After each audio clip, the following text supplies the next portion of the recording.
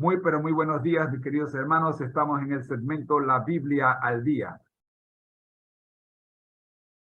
Este segmento nos llega gracias a la Escuela de Teología de la Universidad Adventista de Centroamérica con el programa Creed en sus profetas. Escuchemos.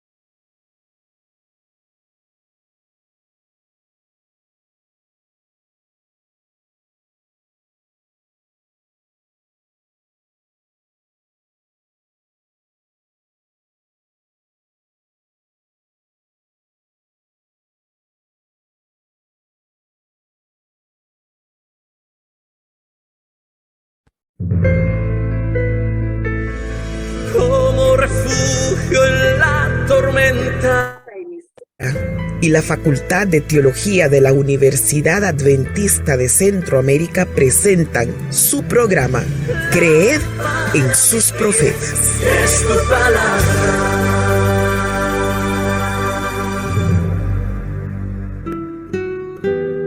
Primer libro de Crónicas, capítulo 2, versículo 7. El hijo de Carmí fue Acar o Acán, quien provocó la desgracia sobre Israel por haber violado el mandato de Dios de destruirlo todo. Este día queremos compartir 3 biografías.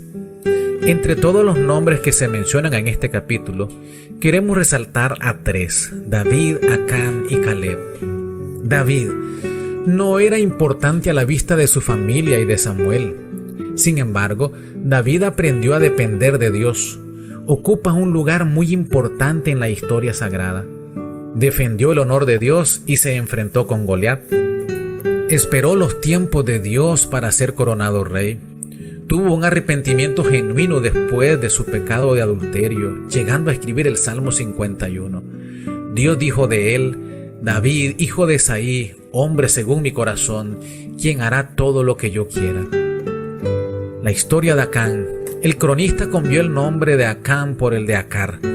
Este cambio sugestivo de consonante tiene mucho parecido en su pronunciación. Sin embargo, Acar significa destrucción, turbar, llenar de confusión o acarrear desgracia. El pecado cometido por Acán produjo incertidumbre sobre las conquistas futuras del pueblo de Israel. Triste final para una persona que, por ser de la tribu de Judá, pudo haber alcanzado renombre en el pueblo de Dios. Tercera biografía, la de Caleb. Fue el representante de la tribu de Judá que junto a los otros representantes tribales fueron como espías para reconocer la tierra prometida. A los 85 años, reclama la tierra que los otros espías habían declarado como inaccesible, para demostrar que Dios siempre estuvo dispuesto a darles victoria sobre todos los enemigos. Este día compartiremos 2 citas selectas. Primera, en Testimonios acerca de conducta sexual, adulterio y divorcio, página 106. Me fue mostrado que cuando David era puro y seguía el consejo de Dios, el Señor lo llamó hombre según el corazón de Dios. Cuando David se apartó de Dios y manchó con sus crímenes su carácter virtuoso, dejó de ser el hombre según el corazón de Dios. Dios no justificó sus delitos en lo más mínimo, sino que le envió a Natán, su profeta, con terribles denuncias porque había transgredido los mandamientos del Señor. La segunda cita se encuentra en el Colportorio Evangélico, página 120. Fue la fe de Caleb en Dios lo que le dio ánimo, lo que lo libró del temor de los hombres, aún de los grandes gigantes, hijos de Anac, y lo capacitó para mantenerse firme y sin titubeos en defensa del bien. Ahora necesitamos hombres de la talla de Caleb, que con valerosas palabras den un informe vigoroso en favor de la acción inmediata. Oremos. Padre, te pedimos la valentía de David para defender tu honor y para reconocer nuestros errores. También te pedimos la entereza de Caleb para hablar de tu poder y confiar en tus promesas. Por Jesús. Amén. Hemos presentado su programa Creed en los profetas.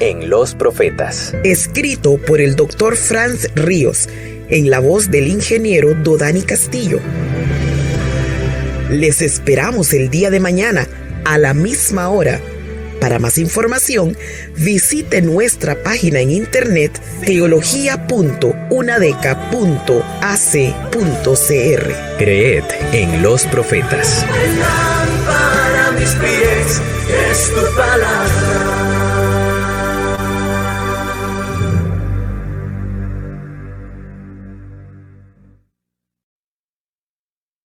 A continuación, entramos en la lección de escuela sabática para nuevos creyentes. Exaltad a Jesús. Lectura bíblica. Juan 12:32. La palabra de Dios se lee en el nombre del Padre, del Hijo y del Espíritu Santo.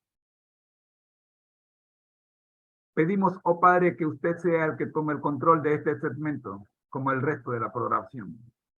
Lo pedimos en el nombre de Jesús. Amén. Y yo, si fuere levantado de la tierra, a todos atraeré a mí mismo.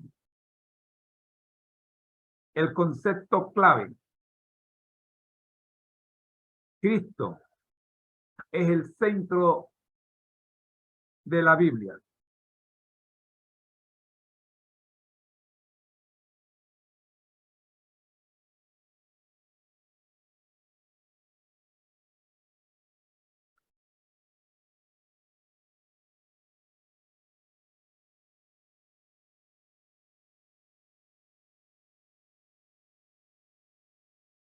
Todo el Antiguo Testamento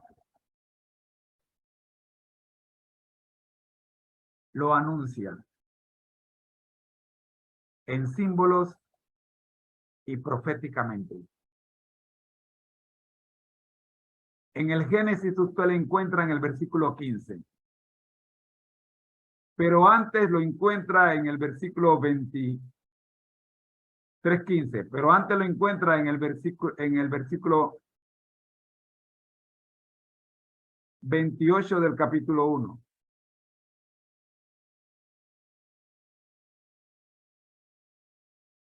En el Nuevo Testamento, los evangelios nos lo presentan. Los hechos de los apóstoles nos muestran cómo empezó a ser dado a conocer a todo el mundo. Las epístolas nos explican y actualizan su doctrina. El Apocalipsis nos anuncia su triunfo final. No debería ser tema de tristeza leer el Apocalipsis, porque es en el Apocalipsis donde encontramos la victoria de Cristo sobre la serpiente antigua llamada Satanás. Y esto es así porque el Espíritu Santo nos lleva a conocer a Cristo y a conocerlo a Él. Y al conocerlo a Él, es conocer al Padre. Juan 17:3, así nos lo confirma. Y esta es la vida eterna. Que te conozcan a ti. En esto consiste la vida eterna. Cuando se menciona a Cristo, a menudo surge la controversia. Jesucristo es único y es imposible definirlo en nuestras propias palabras. La forma como él se describe a sí mismo es provocadora, a menos que creamos en él. Si creemos en él, nuestra respuesta será adorarlo. De principio a fin, la Biblia toda se refiere a él. ¿Cómo podemos nosotros que vivimos en una cultura secular exaltar a Jesús, el Rey de Reyes y Señor de Señores? Tenemos que seguir el ejemplo de Ana Avangur. Ana Avangur, a pesar de ser hija de un brujo, sacerdote budista, tomó la decisión de seguir a Cristo, aunque esto le costó.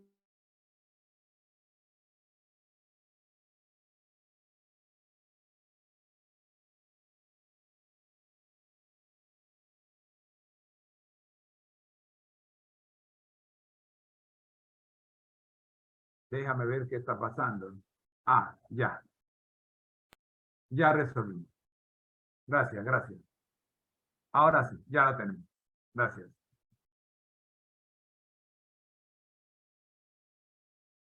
No esperes que tu vida cambie para para ver a Jesús. Allí mismo donde tú estás, con tu botella de cerveza en la mano, en una mano, el cigarrillo en otra mano, levanta la vista al cielo y mira a Jesús. Él conoce tu condición. Él sabe lo que está pasando. Él sabe que estás durmiendo en la cama que no es tuya. Pero desde esa cama que no es tuya, Él te quiere rescatar. La cita termina diciendo: Cristo debe ser revelado a los pecadores como el Salvador que muere por los pecados del mundo. Cristo murió por tu pecado. Tu pecado encuentra perdón en Jesús. Tú tienes que creerlo, porque el arrepentimiento no sale del hombre. El arrepentimiento viene del cielo.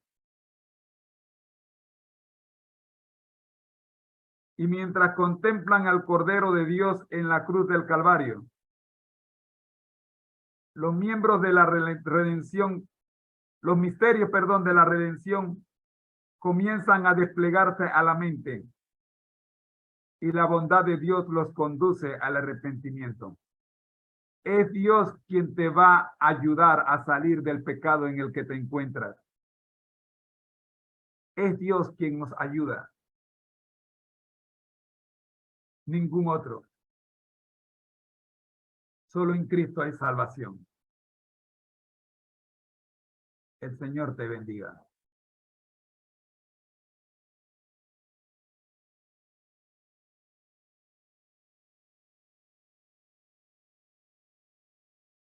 Toda la Biblia habla de Cristo. No tenemos que dejarnos vencer,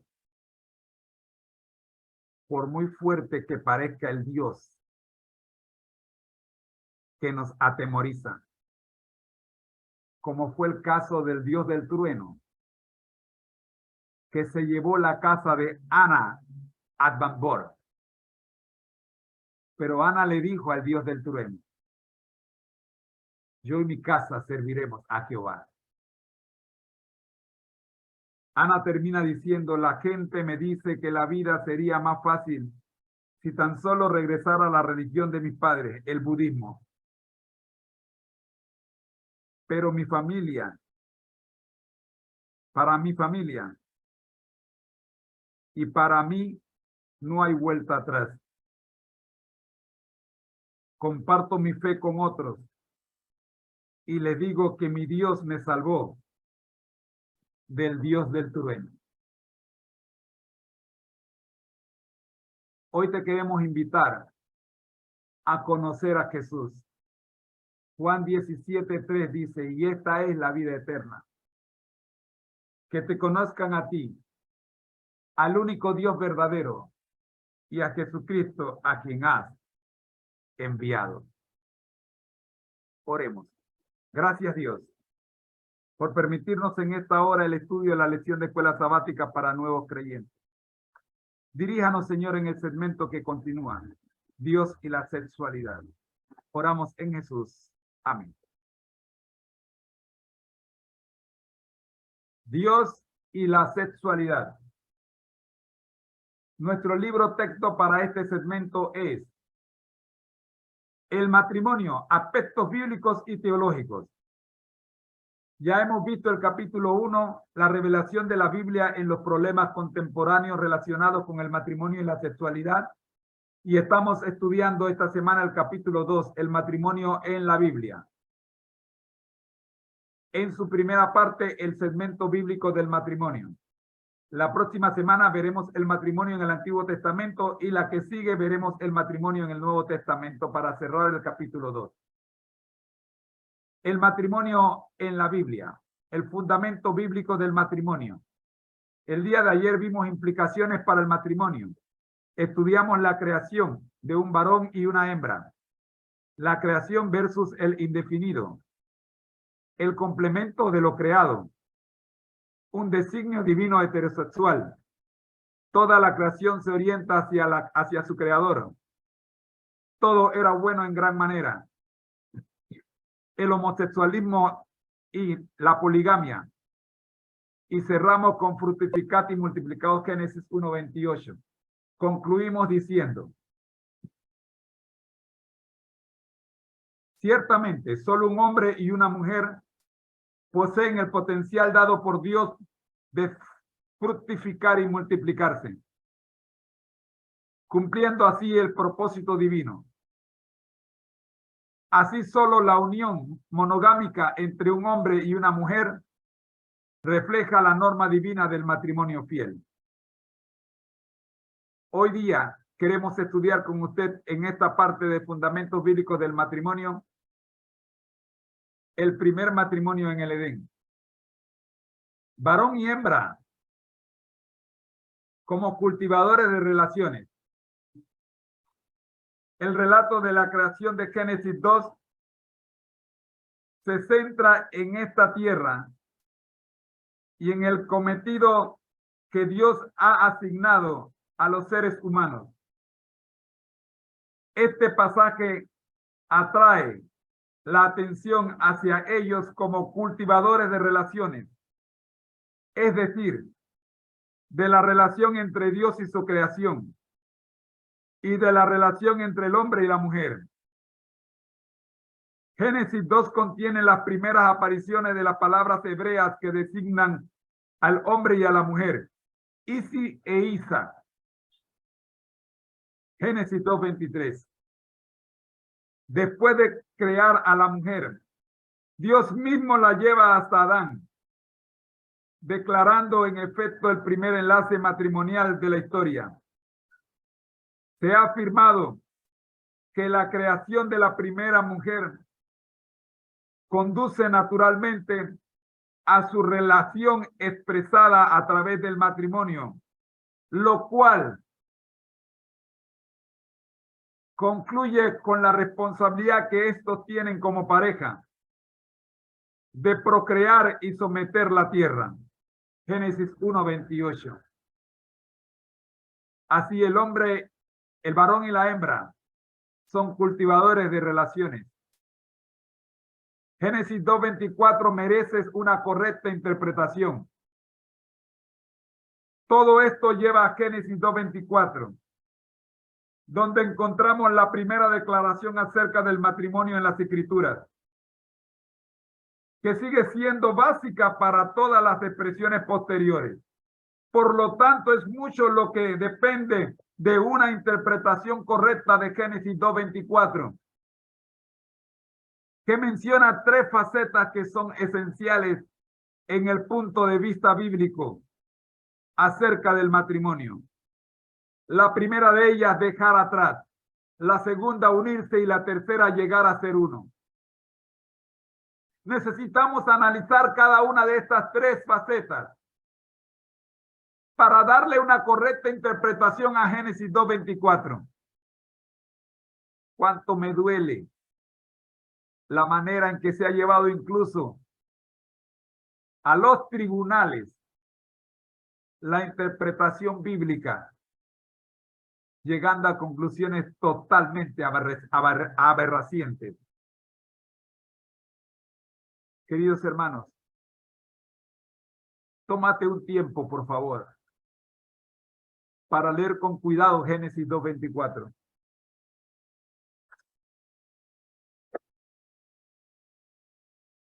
De la misma Biblia lo voy a leer.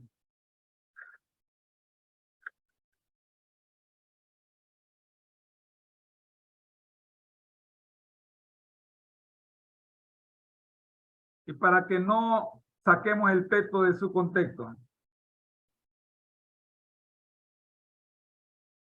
te voy a invitar a leer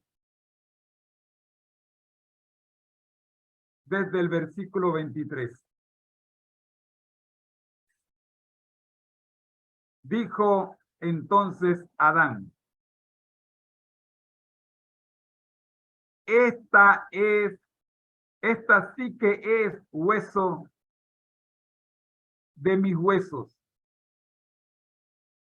y carne de mi carne. Será llamada mujer, porque del hombre fue tomada. Por tanto, dejará el hombre a su padre y a su madre, y se unirá a su mujer, y serán una sola carne.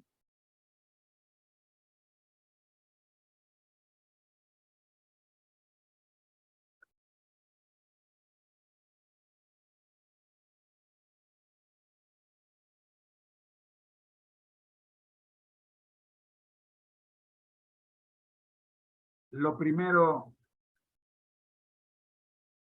que captamos al leer el versículo: por tanto dejará. La palabra dejará en hebreo es asa. Asa. El hombre a su padre y a su madre.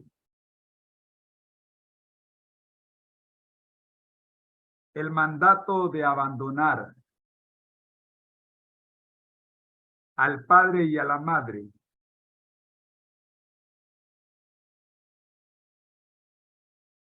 cortando así la relación más estrecha entre un ser humano, que un ser humano puede tener. Expresa la idea de que el matrimonio entre un hombre y una mujer tiene prioridad sobre todas las demás relaciones familiares. Dejar a padre y a madre abre el camino para una relación exclusiva entre el hombre y la mujer, proveyendo así el hogar y la base para una nueva vida. Aunque Adán no tenía padres, Dios le ordena dejar padre y madre, lo que indica el carácter universal del matrimonio para toda la humanidad. Es destacable que la narración bíblica insta al hombre más que a la mujer a dejar a su padre y a su madre. El matrimonio israelita era normalmente patrilocal, es decir, que el hombre continuaba viviendo en o cerca de la casa de sus padres. Que el hombre ha de separarse de los padres indica la importancia del nuevo comportamiento que tiene lugar un matrimonio. También muestra que Adán era un hombre maduro, una persona adulta, más que un jovencito inmaduro. Abandonar a los padres de uno supone que los cónyuges son lo bastante maduros para llegar a ser independientes de sus padres. Por tanto, el matrimonio debería tener lugar entre adultos ya maduros, no entre niños inmaduros. Dejar padre y madre presupone independencia suficiente. También presupone madurez mental, espiritual, financiera y emocional.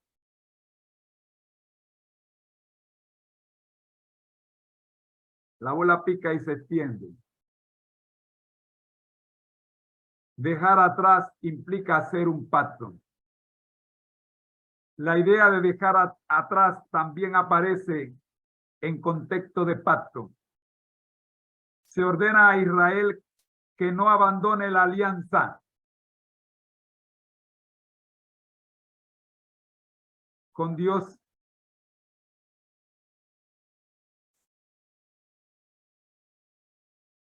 Así como el Señor propone no abandonar a Israel. Deuteronomio 12, 19, 14, 27, 29, 25, 31, 8 y Josué 1, 5. De este modo, el lenguaje del pacto enmarca el contexto del matrimonio, indicando que en él cambian las prioridades de un hombre. Antes del mismo, o sea, antes del matrimonio, sus obligaciones principales son hacia sus padres. Después del matrimonio, hacia su mujer, que es su nueva compañera igualitaria. En las modernas sociedades occidentales, donde los deberes filiales son a menudo ignorados, esto puede parecer un asunto menor.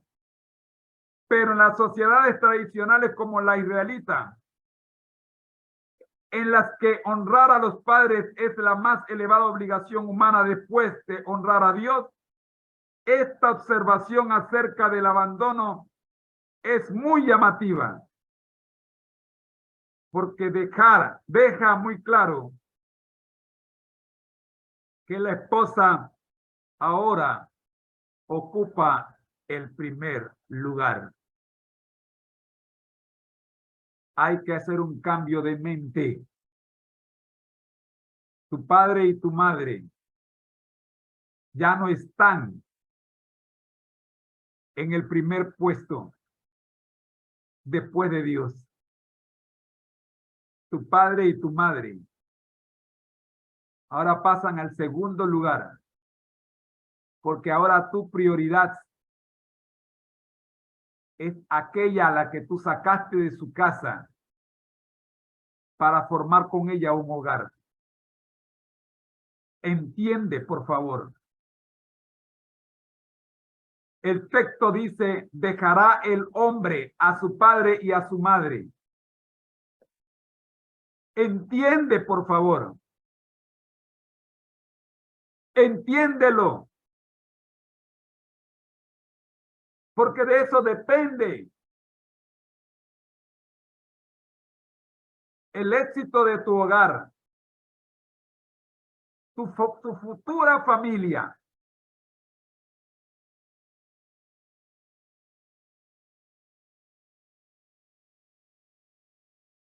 Está en tus manos.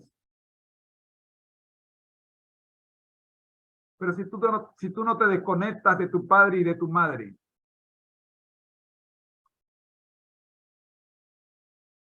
bloquea lo que Dios quiere hacer contigo. Porque en el trono donde deberías tener a tu esposa, tienes a tu mamá o a tu papá o a toda tu familia.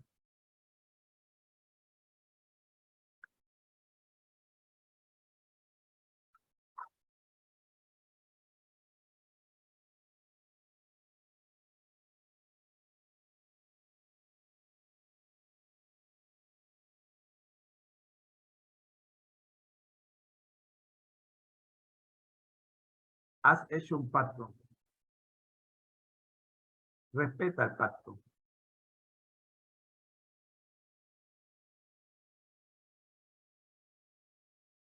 No te estoy diciendo que no tienes obligaciones con tus padres y tu familia.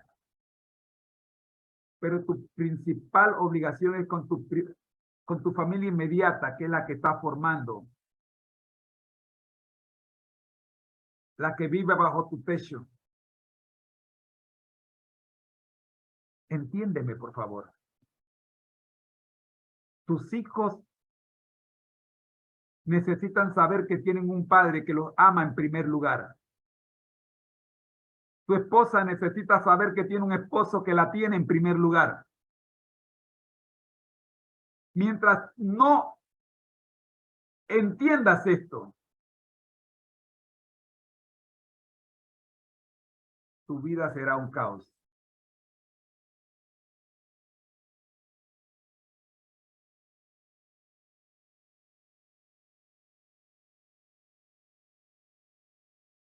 El proceso del abandono conlleva una importante dimensión pública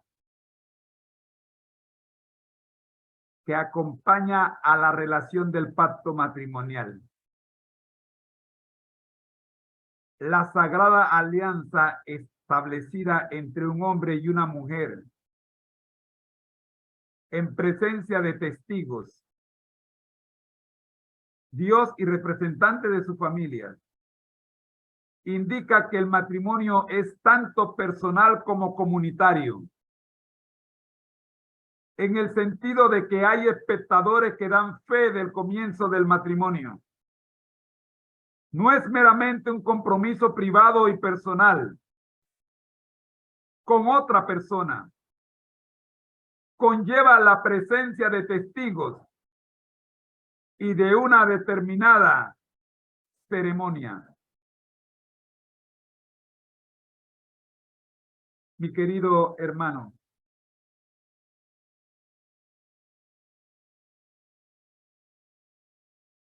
la cronología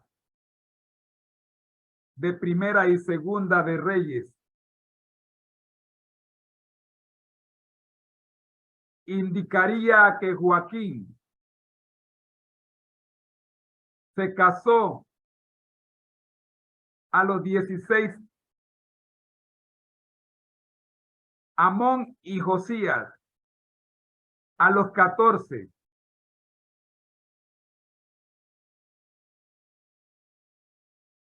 Ronald de Vance, tomando la Biblia como referencia, nos explica este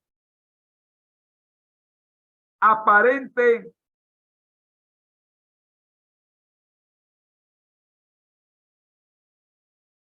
paréntesis en cuanto a la madurez a la hora de casarse. La Biblia no da mucha información sobre la edad en la que alguien ha de casarse. Escritores como Leo Trepp, Van Harmon Hughes, en 1973, en su libro A History of the Jewish Experience, página 223, dice que los judíos solían casarse jóvenes. El Talmud sugiere la edad de 18 años. Capítulo de los Padres, capítulo 5, versículo 24. La cronología de Primera y Segunda de Reyes indicaría que Joaquín se casó a los 16, Amón y Josías a los 14. Ronald Debaut, en su libro Ancient Israel, It Life of the an Institution, Grand Rapids, Michigan, en Denmark, 1961, página 29, afirma que posteriormente los rabinos fijaron la edad mínima para el matrimonio en 12 años para las muchachas y en 13 para los muchachos. Existe una versión en español publicada bajo el título Las instituciones del Antiguo Testamento.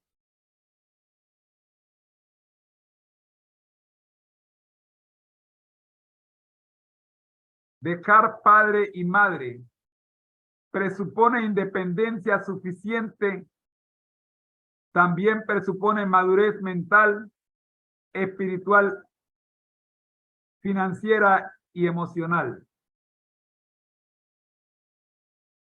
Hablando un poquito más, C.H. Ratchot nos dice: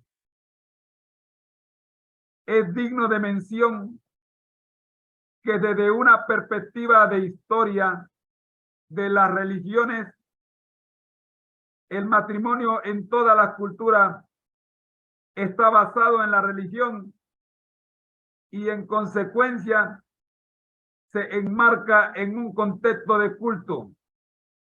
Por lo tanto, la unión matrimonial no es un acto privado entre personas movidos por su amor, dado que en todas las culturas tiene una base religiosa, encierra un significado más general y verdaderamente cósmico.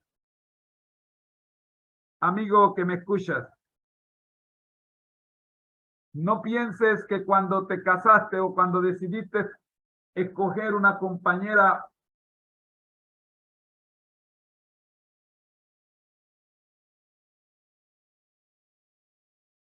tu vida sería privada o tu decisión sería privada. No, mi hermano. De privado no tiene nada. La única forma que tu unión sea privada, totalmente privada, es rechazando la religión. Pero si para casarte necesitas 2 testigos, entonces tu vida matrimonial no tiene nada de privada. El matrimonio es una dimensión pública. Involucra que tú te debes a una comunidad y no puedes vivir o hacer como a ti bien te parezca. Porque tú no eres un cromañón, tú no vives en el desierto, en la montaña donde nadie te ve. Tienes una responsabilidad con tus vecinos. Tienes una responsabilidad con los hijos de tus vecinos. Porque dependiendo de cómo tú vivas, ellos le preguntarán a sus padres, ¿por qué tú vives así? Mientras que él les enseña a vivir así. Y tu padre tendrá que explicarles que tú has escogido vivir en contra de la voluntad de Dios. Pero pediste que Dios aprobara tu relación de manera pública, contradiciéndote a ti mismo. Si es tu deseo vivir una vida privada, totalmente privada, en lo que al matrimonio se refiere, atente a las consecuencias. porque vendrá el día en que todos tendremos que responder ante el tribunal de Dios. Y eso es exactamente lo que vamos a ver en el siguiente segmento. Te espero mañana para que sigamos hablando del matrimonio, aspectos bíblicos y teológicos. Oramos. Nuestro Dios que estás en el cielo, gracias te damos por permitirnos en esta hora el estudio de su palabra a través del libro El matrimonio, aspectos bíblicos y teológicos. Que todo lo que hayamos dicho, Señor, tenga la aprobación suya. Y si en algo nos hemos equivocado, oh Padre Santo, que tengamos la madurez suficiente para reconocer nuestros errores. Oramos en el nombre del Padre, del Hijo y del Espíritu Santo. Amén.